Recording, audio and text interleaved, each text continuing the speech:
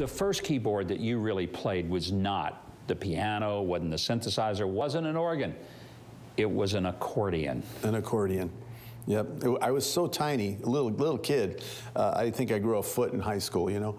I couldn't get my hands around a normal guitar, and they didn't have the little, you know, junior guitars, and they didn't want to play a ukulele.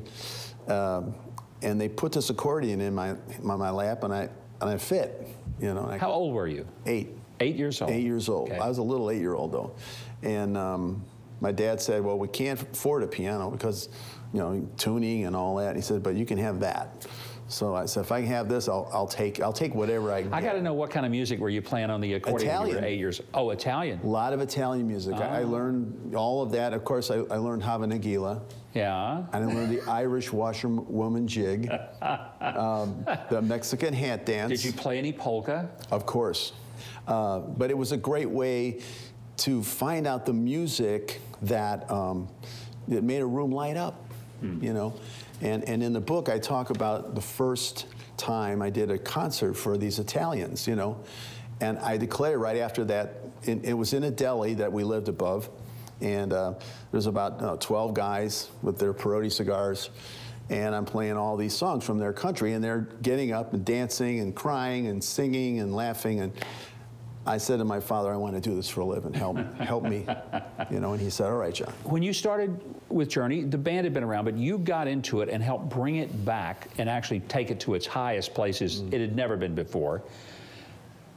Did you see that happening? Did you see that coming? I had no idea, you know, when I got up there that there would be chemistry. Yeah.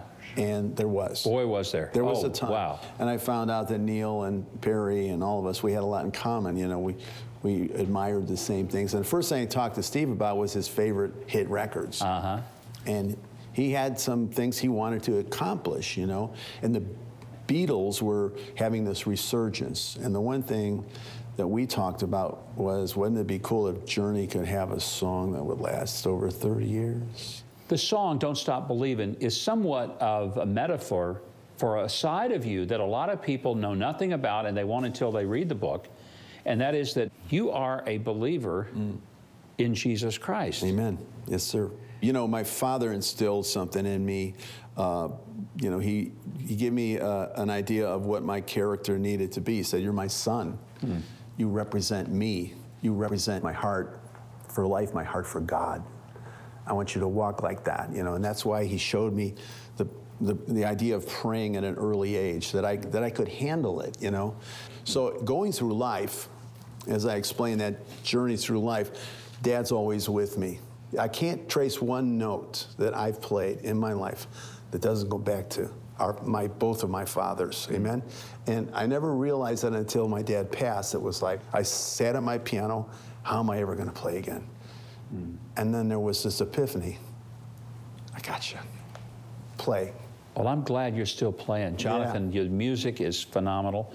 It touches a chord in, I think, all of us who love the music of Journey.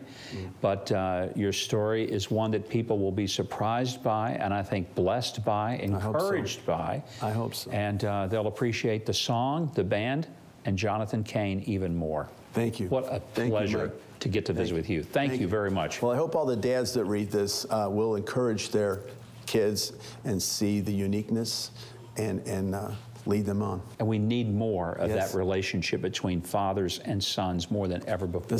I hope it fires them up. I can't imagine that it won't. Okay, thank you. Thank you.